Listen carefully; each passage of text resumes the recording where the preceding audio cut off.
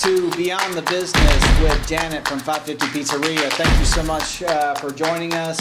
So when we left, we were talking about passion. We were talking about you starting from your house, selling pizzas, 60 a day in your house.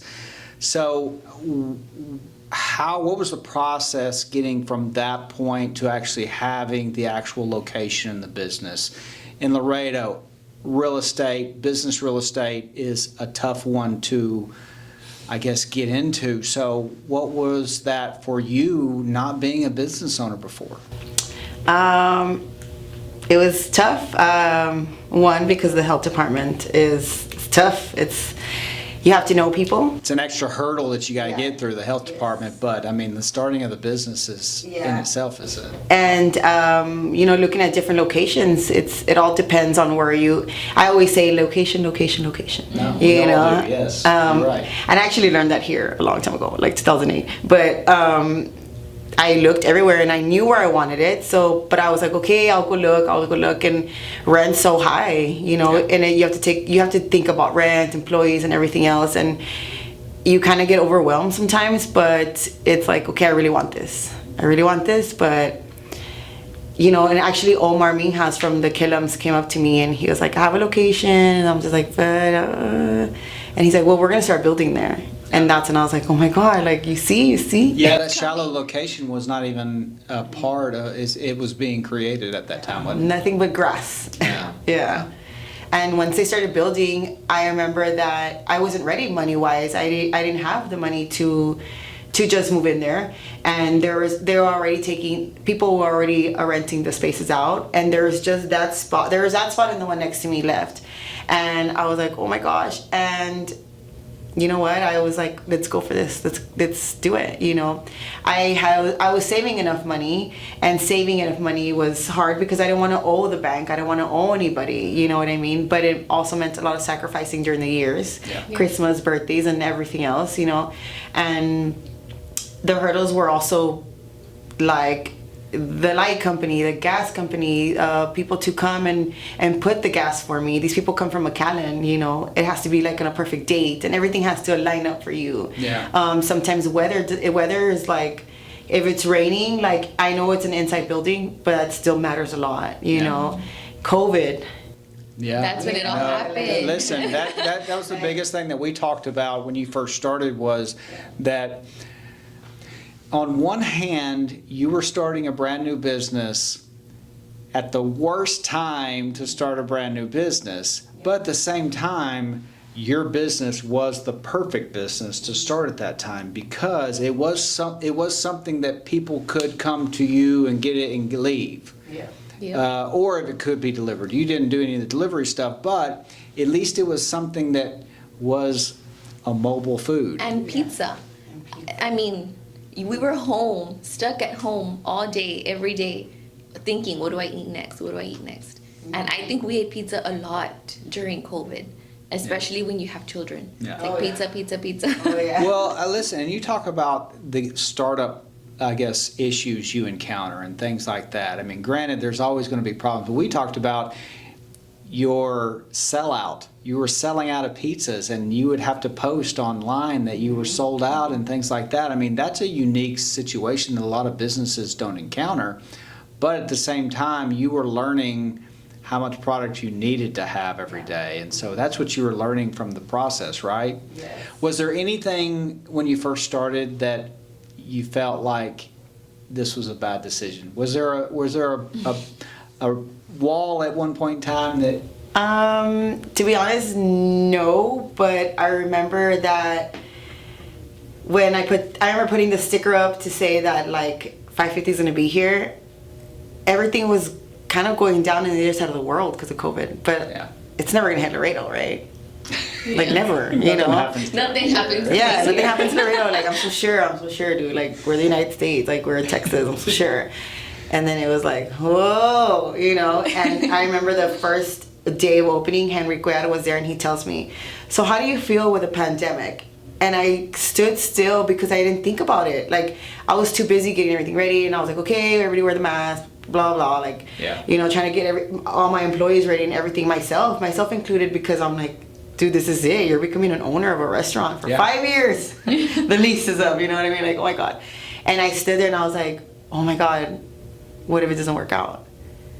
But I'm like, nope, you can't. Don't You say can't. that. Yeah. Mentality. Yeah. And I'm like, no, it's going to work out. And then I just I don't know. We'll see. You know, and I walked away from him, but I was making pizza and I was like this, like, oh my God, like, but I'm like, no, dude, because you're gonna have a freaking panic attack, you know what I mean, or an anxiety attack just there thinking about it. But no, I kept going. You have to keep going. One step at a time. So does it feel good now? I think that, I mean, you've been open now for two and a half years, and so what are the differences now between being a startup business? What is the thought process now as a business owner? Now that you have a good economy that is sustaining everything business-wise, what's going through your mind now? What's the things you can worry about? The things I worry about are, you know, I want to have enough dough, and I want to. Sometimes they don't send me the right product. They'll send me like a different cheese, and that's not what I use. And I call my cheese company, and trust me that they get like, oh hell no, you know what I mean? Like, they overnight that thing to me. You know, that's how, not that I've gotten so big, but that's how much I've used their cheese, that they respect me in that way, that they're like, we have to get her that. You know what I mean? They're good problems. Yes, they're good problems, and we still sell out. The reason why we sell out is because I only allow a certain amount. It's quality over quantity, and I don't have a big space back there, you know. My oven also, my oven gets really cold. My oven, somebody went to go fix it. My problem right now is that oven is supposed to last about 10, 15 years.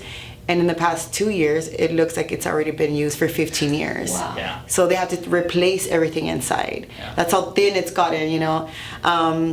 The metal plates inside because of all the heat.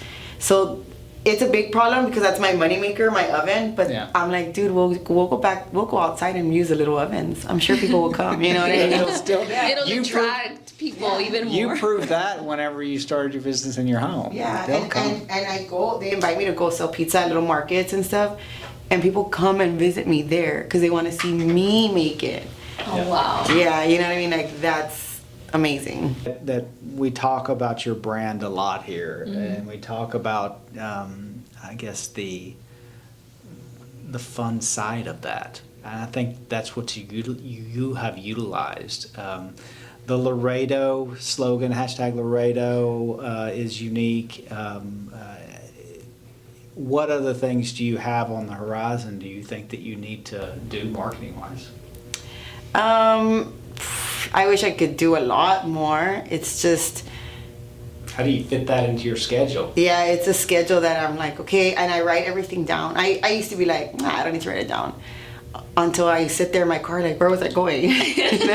Like, so I have to write everything down, and I try to help as many people, and I try to go to different places because I want to be in the community, because of them, I am here. You know what I mean? Yes, I've worked hard. Yes, but at the end of the day, if it wasn't for my community, you know, who eats the pizza? Yeah, like, they support me.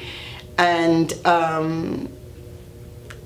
I mean, I'm literally going to Vegas in 3 weeks to go compete. So you're going to Vegas to compete.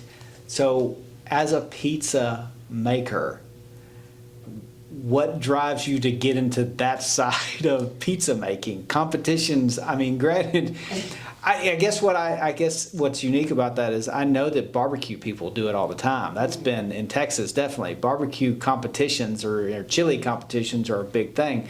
I've never heard of pizza competitions. Yeah, tell us about that. They're very big. It's a worldwide event. There's people from all over the world that you get to meet. You try different pizzas, different toppings. It's cheeses from all over the world. Different wine as well. You know, it's amazing. It's amazing because you never think like you do the same thing as me, but in the other side of the world. You know what I mean? Yeah. My dream is to be a world champion. And there's, you know, that's one of my dreams. To be in that organization is something very, very big. Once you're in that organization, that's it. Yeah. You know, you're gonna be known all over the world. You made it. Yeah. And to say that it's slowly happening, I went to Tulsa to go get the Guinness World Book of Records for the biggest, largest Oh, pizza yeah, party. we saw that, yeah. You yeah. know, I was amongst people that have 30 restaurants in the United States, that have restaurants in Italy, you know, and you know, I went on my own. Yeah. You know, I went on my own because I had met some man that's in the World Pizza Champions, and he's like, come to Italy, come to Tulsa, and there I go. You know, why? Because I need to put Laredo on the map for the good. You know what I mean? I want to put Laredo on the map. I want my daughter to see, do anything possible, like Right. anything. Right. But you need to believe in yourself. And sometimes I don't believe in myself, and that's why I'm like, I need these pep talks, because it's hard sometimes, you know. You forget, but Yeah. declaring it, manifesting it Oh yeah, 100%. happens. It is funny that you say that you're not confident in that way, and the success that you've had is you would think that would happen, but I think that's the part of anybody that's building something. I think you gotta want more, right? Yep. Oh yes. You gotta want more, and so if you're not wondering, could I be doing more, or what's next, I think that you may be falling behind if you don't do that. I mean, we talk about that even with our marketing that we do. I mean, if you're not analyzing how that last year went and figuring out, okay, what needs to change, or what can we do better, what can we do different, then we're You not stay doing our behind. job. Yeah, I think there's always somebody else that's trying to grab your share of the business. Oh yeah, Johnny's right in the other side of the road trying to beat you. You know what I mean? Or steal your Someone's slogans. always looking or Oh, steal yeah. your slogans. Oh yeah. Somebody's I'm always like, Pizza Patron. trying to steal that from Yeah, you. yeah. And that is the part of the dog-eat-dog world of business competition. And Oh yeah. you got to stay above it. You got to stay above it. The So, competitors are always looking. so okay, to wrap up, is there a 550 Pizzeria McAllen coming? Is there a 550 Pizzeria San Antonio coming? What is the future? What's the next 5 years look like? I mean, I want a food truck. I kind of want to go south to see how that works, and my dream is to have one in Dallas, so in the Oak Cliff area. We know you love the Dallas Mavericks. Yes, I love them. Aren't you from Dallas? No, I'm from that. here. Your sister? I went to school over there. Okay. I went to Bible college over there, but I fell in love with Dallas, with the city. As you should. Yes. As you Yes. should. It is the best city. Yes. Sorry. Sorry. Why? My North Texas got in me. Yes. I'm sorry. Boo. Anyway, so, well, again, thank you so much.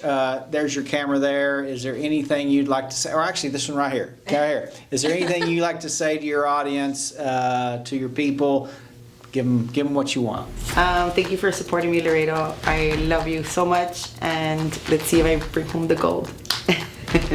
We'll be following you definitely. Okay, and again, thank you so much for joining us. We appreciate everything you've done, and we enjoy your company. Thank you for having I me. know. Thank you for having me. The term. Wrap up this segment. Gold, or Video segment that we're producing. Something right out. No, I'm just kidding.